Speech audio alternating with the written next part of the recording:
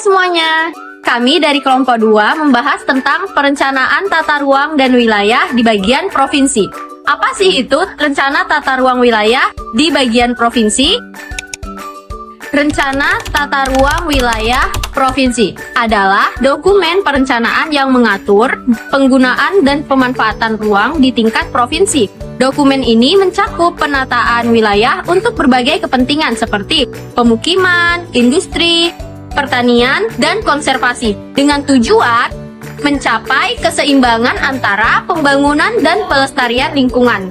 RT/RW provinsi menjadi acuan bagi pemerintah daerah dalam menyusun rencana tata ruang yang lebih rinci dan pelaksanaan pembangunan di tingkat kabupaten atau kota. Jadi, itu adalah pengertian dari perencanaan tata ruang wilayah di bagian provinsi. Apa sih visi dari tata ruang provinsi? Oke, jadi visi dari tata ruang provinsi itu mewujudkan provinsi yang terencana, berkelanjutan, dan inklusif dengan pengelolaan ruang yang optimal untuk mendukung pertumbuhan ekonomi dan meningkatkan kualitas hidup masyarakat serta menjaga kelestarian lingkungan. Baik, untuk misi, yaitu yang pertama ada perencanaan berbasis data, mengembangkan tata ruang dengan analisis komprehensif untuk mendukung pertumbuhan. Yang kedua, infrastruktur berkualitas, meningkatkan infrastruktur transportasi dan fasilitas umum yang efisien. Yang ketiga, pengelolaan sumber daya, melindungi dan memanfaatkan sumber daya alam secara berkelanjutan. Yang keempat, ada pemberdayaan masyarakat, mendorong partisipasi publik dalam perencanaan dan pengelolaan ruang. Yang kelima, menegakkan regulasi, mengawasi kepatuhan terhadap regulasi tata ruang dan standar pembangunan. Yang keenam, pemantauan berkelanjutan, melakukan pemantauan dan evaluasi rutin terhadap pelaksanaan rencana. Yang ketujuh, pengembangan seimbang, memastikan pengembangan ekonomi dan sosial yang adil untuk kesejahteraan masyarakat. Kawasan strategis provinsi adalah area dalam suatu provinsi yang memiliki arti penting bagi pembangunan provinsi tersebut. Nah, penetapan kawasan ini dilakukan oleh pemerintah provinsi berdasarkan kriteria-kriteria tertentu yang disesuaikan dengan rencana tata ruang wilayah atau RT/RW provinsi. Nah, kawasan strategis provinsi ini memiliki beberapa hal kepentingan. Yang pertama ada kawasan strategis sosial ekonomi, yang kedua ada kawasan strategis sosial budaya, yang ketiga ada kawasan strategis pendayagunaan sumber daya alam dan teknologi tinggi, dan yang terakhir ada kawasan strategis daya dukung lingkungan. Rencana tata ruang wilayah provinsi mengacu pada pengaturan dan pengalokasian lahan wilayah provinsi untuk berbagai kebutuhan. Tujuan dari rencana ini adalah untuk memastikan penggunaan lahan sesuai dengan kebutuhan dan potensi wilayah. Elemen-elemen kunci dari perencanaan lahan wilayah provinsi ini adalah sebagai berikut, yaitu yang pertama adalah zona penggunaan lahan, yaitu menentukan zona-zona khusus untuk berbagai fungsi, seperti kawasan industri, kawasan permukiman, kawasan pertanian, kawasan konservasi, dan kawasan perdagangan jasa.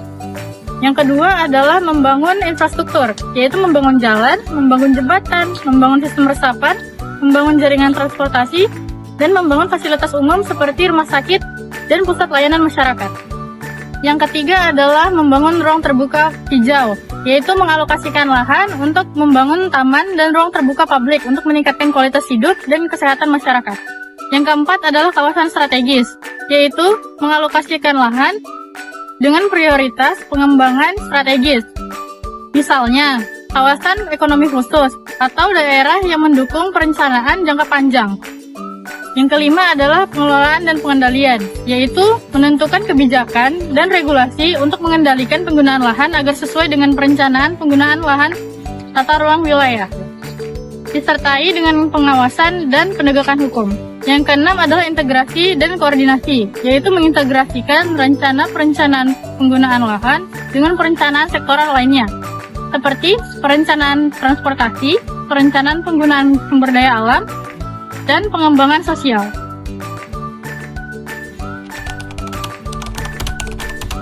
Jadi di sini saya akan menjelaskan pengertian zonasi. Pengertian zonasi adalah pembagian wilayah berdasarkan fungsi tertentu untuk mengatur penggunaan lahan secara efisien dan pembangunan berkelanjutan. Jadi jenis-jenis zonasi ada 3. Yang pertama, zona pemukiman.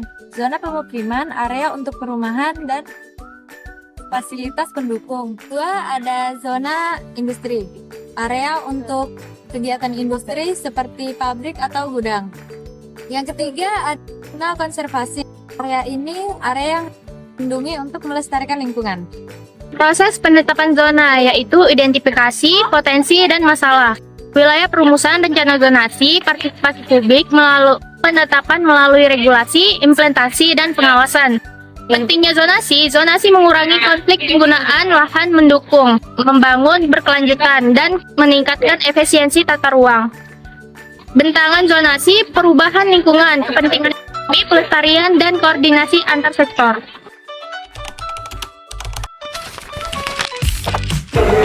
Baik, saya akan menjelaskan apa itu kebijakan, pengendalian, dan aturan tata ruang provinsi. Kebijakan pengendalian dan aturan tata ruang provinsi atau bisa disebut dengan RT/RWP adalah dokumen perencanaan yang mengatur pemanfaatan ruang di tingkat provinsi untuk memastikan pembangunan berkelanjutan dan keseimbangan lingkungan. Berikut beberapa poin penting dalam RT/RWP. Meliputi yang pertama ada zonasi. Penetapan peruntukan wilayah seperti zona permukiman, industri, dan konservasi dengan aturan pemanfaatan yang harus dipatuhi. Yang kedua, ada pengendalian pemanfaatan ruang, mengatur jenis kegiatan yang dimungkinkan di setiap zona untuk mencegah pemanfaatan ruang yang tidak sesuai. Yang ketiga, ada izin pemanfaatan ruang. Setiap pembangunan memerlukan izin yang disesuaikan dengan RT/RWP. Keempat, ada penataan ruang wilayah pesisir. Mengatur pemanfaatan ruang di wilayah pesisir dengan aturan khusus. Kelima, pengawasan dan sanksi.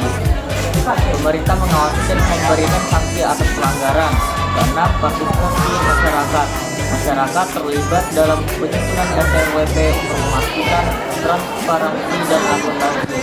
Kesimpulannya, RT/RWP disusun dengan mempertimbangkan aspek pertumbuhan penduduk, infrastruktur, lingkungan, dan potensi bencana, serta diterapkan melalui peraturan daerah yang mengikat. Rencana aksi dan program dalam tata ruang provinsi. Rencana aksi dan program adalah komponen penting dalam implementasi rencana tata ruang provinsi. Tujuannya adalah untuk memastikan bahwa strategi dan kebijakan yang dirumuskan dalam rencana tata ruang dapat dilaksanakan secara efektif melalui langkah-langkah konkret, program, dan kegiatan.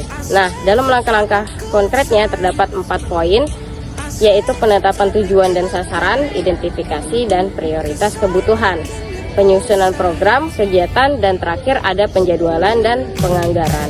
Dalam penetapan tujuan sasaran, kita harus menentukan tujuan spesifik yang ingin dicapai dalam tata ruang, seperti peningkatan kualitas, lingkungan, pengembangan infrastruktur, atau penataan kawasan.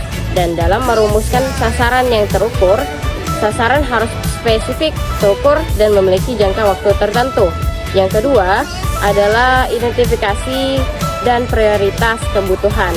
Analisis kebutuhan seperti identifikasi kebutuhan yang mendasari rencana tata ruang seperti kebutuhan infrastruktur, pemanfaatan lahan, dan perlindungan lingkungan. Prioritas kebutuhan dapat dinilai berdasarkan analisis, tentukan prioritas untuk melaksanakan program dan kegiatan. Lalu yang ketiga ada penyusunan program dan kegiatan. Pengembangan program dapat dilakukan melalui rancangan program-program yang sesuai dengan sasaran dan kebutuhan yang telah diidentifikasi. Program ini harus mencakup berbagai aspek seperti pengembangan wilayah, konservasi, dan infrastruktur. Nah, yang kedua, desain kegiatan menentukan kegiatan spesifik yang dapat dilaksanakan dalam setiap program. Misalnya kegiatan bisa berupa pembangunan jalan, penanaman pohon, atau pelatihan masyarakat. Lalu poin terakhir adalah penjadwalan dan penganggaran. Nah, dapat dilakukan dengan menjadwalkan kegiatan seperti menentukan waktu pelaksanaan untuk setiap kegiatan agar tidak tumpang tindih dan dapat dipantau secara efektif. Poin keempat yaitu kita dapat melakukan penyusunan anggaran, yaitu menghitung biaya yang diperlukan untuk setiap kegiatan dan program, serta alokasikan anggaran sesuai dengan prioritas dan ketersediaan dana. Ketiga, program-program utama. A. Program pengembangan infrastruktur meliputi pembangunan jalan dan jembatan, meningkatkan konektivitas antar wilayah.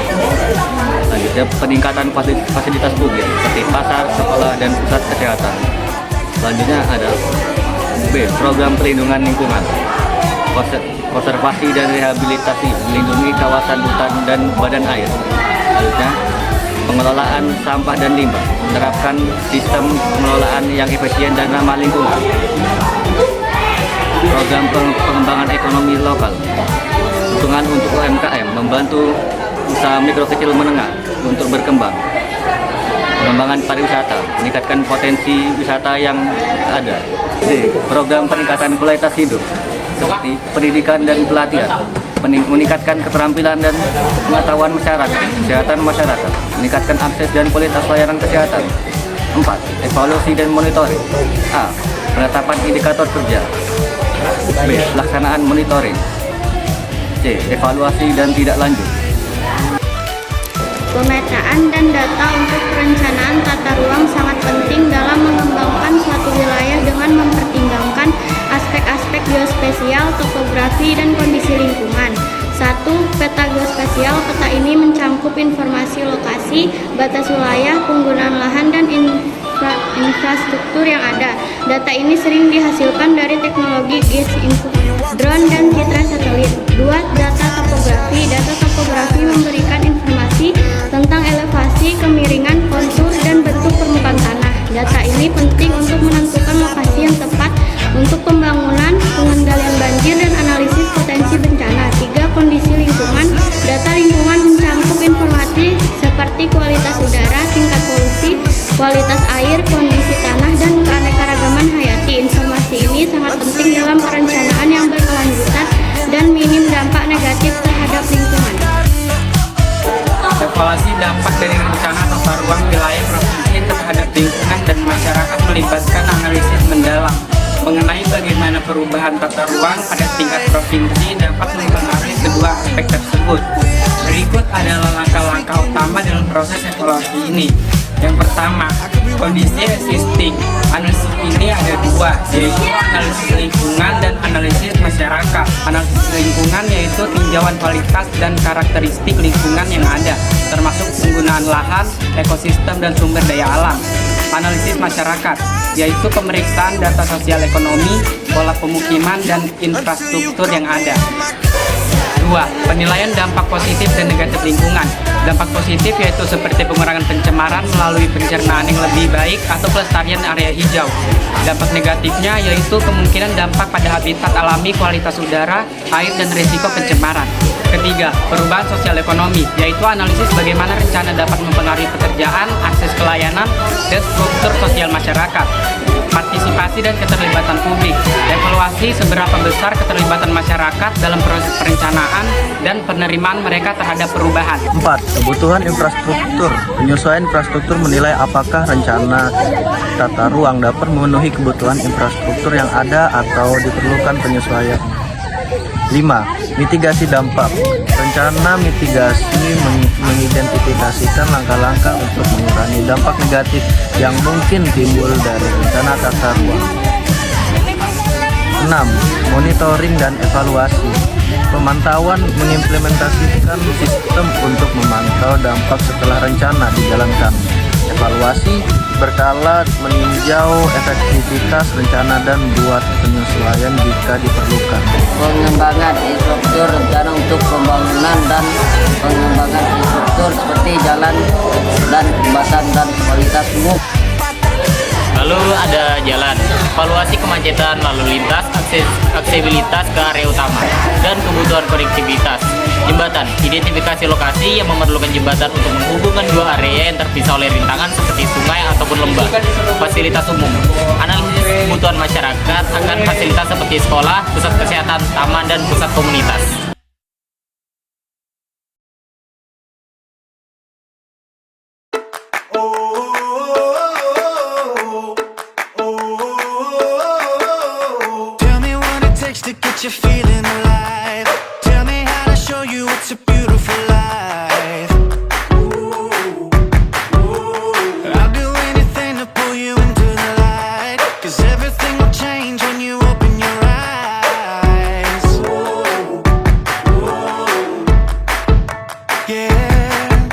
So don't you let the sun